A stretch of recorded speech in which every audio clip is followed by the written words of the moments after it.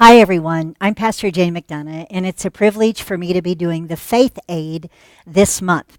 I want to share with you some thoughts that I originally heard on a podcast by Pastor Gerald Brooks, and they were thoughts that had to do with the parable of the talents. But when I heard some of his thoughts, it really caused me to just examine myself as a leader and to examine the ministry in light of these thoughts. And so I want to share 4 thoughts to you today on leadership and ministry that come from the parable of the talents. And so, I'm talking to ministers here, so I won't take the time to read it from Scripture, the parable, but I want to just go back through it quickly. And you remember Jesus told the parable of the talents and how that he gave to one 5 talents, to one 2 talents, and to the other one 1 talent. And then the owner goes away. He comes back and he rewards the guy who had 5 talents because he multiplied his. He rewards the guy who multiplied his 2 talents. But then he comes to the guy who only had 1 talent. And this guy simply says, I didn't do anything. I was afraid and I hid it in the ground. Well, from this parable, I'm going to share with you 4 thoughts about leadership and ministry. And so here we go. Here's the first thought. The first thought is this: everything is not equal. We have to understand that as a leader, and we have to understand that in ministry. Here, Jesus talks about someone having 5 talents, someone having 2, and someone having 1. Everything is not equal. We could say it this way. There are different platforms. There are different opportunities that God gives us all. There are different skills. You know what? There's some skills that I have in my life that just come naturally to me. And sometimes the staff will go, wow, how do you do that? It's just a God-given skill or a talent. But then I've been around other people, other ministers who have skills that I don't have. And if I tried to do things their way, I wouldn't be successful. There are platforms that God has given us, opportunities. I'm so grateful for some opportunities that have just come to me in ministry as a leader, opportunities that were God-given, and I was able to minister in certain ways because of those opportunities. But you know what? Then God has given some platforms and opportunities to other people that haven't been given to me.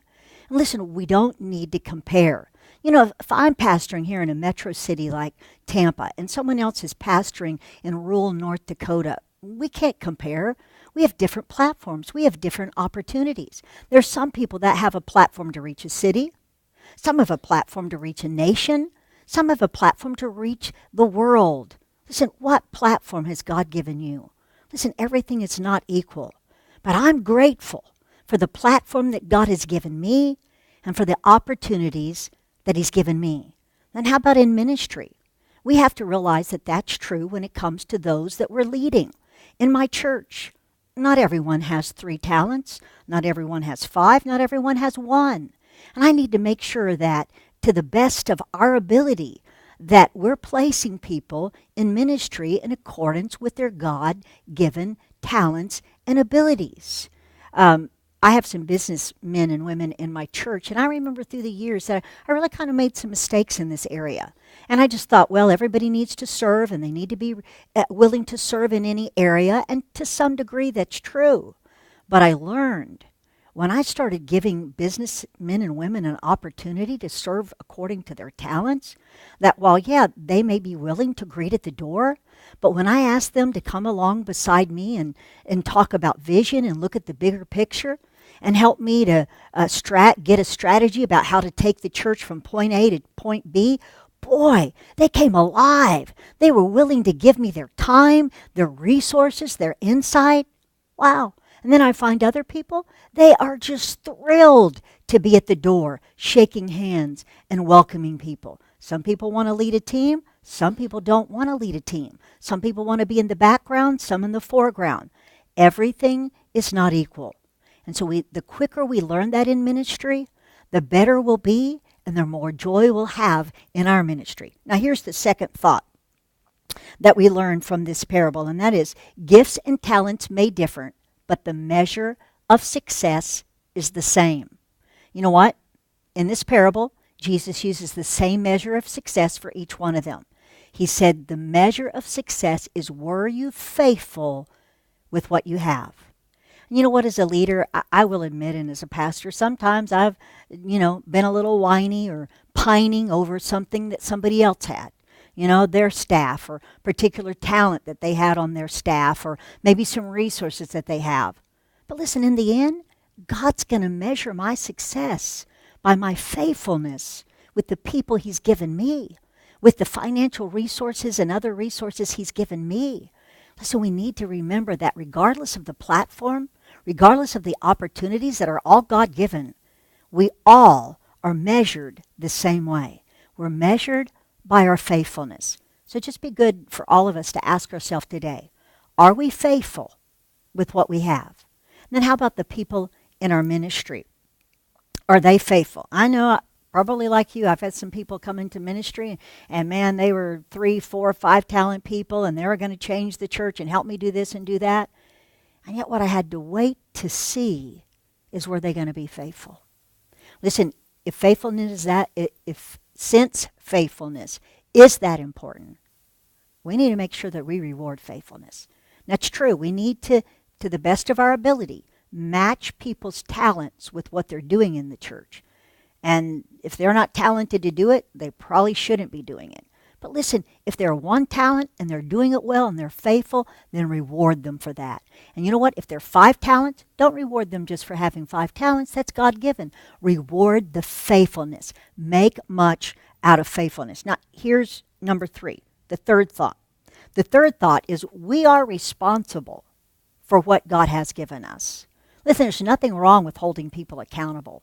And as a leader, we need to remember that God is going to hold us accountable for the platform and the opportunities that He's given us. Listen, don't waste time pining over what somebody else has. Be faithful with what you have and make sure that what you have is growing. Listen, we can glean from other people. I've gleaned from so many different ministries, some that were larger than we are, some that were smaller, but I've gleaned. But one thing that we're all responsible to do is we're all responsible to grow. I can glean from them. I may not even do it the same way they do it, but I am responsible to produce fruit. And Jesus wants all of us to be fruitful. And in ministry, we need to be responsible as the leader and accountable. And then we also need to hold people accountable, the people in our ministry. Now, certainly, the way we hold volunteers accountable is much different than the way we would hold staff accountable. But there's nothing wrong with holding your staff accountable. They need to be fruitful. If someone's not being fruitful in an area, then we need to confront that in the right way, being gracious and making sure that we've given them the resources and the time and everything they need to be fruitful. But in the end, all of us have to remember, as a leader and in ministry, we are responsible for what we have. Now here's the final thought. The final thought is, lastly, whatever we believe about God affects everything we do. You know what? The guy with the 1 talent, he said, I was afraid and I thought you were a harsh leader. And he says all of these things that reflect on the owner. You know what? The 5 talent guy and the 2 talent guy, they didn't think that way about the leader. Listen, could it be that something you believe about God is affecting the way you do leadership? Or should I say this, I know it's affecting you, but maybe if you changed the way you saw God, you would be a more effective leader. And listen, maybe the way you see God is also reflected on the people that follow you. So let's make sure that we see God as the wonderful God that He is, that we recognize that Jesus is all things to His church.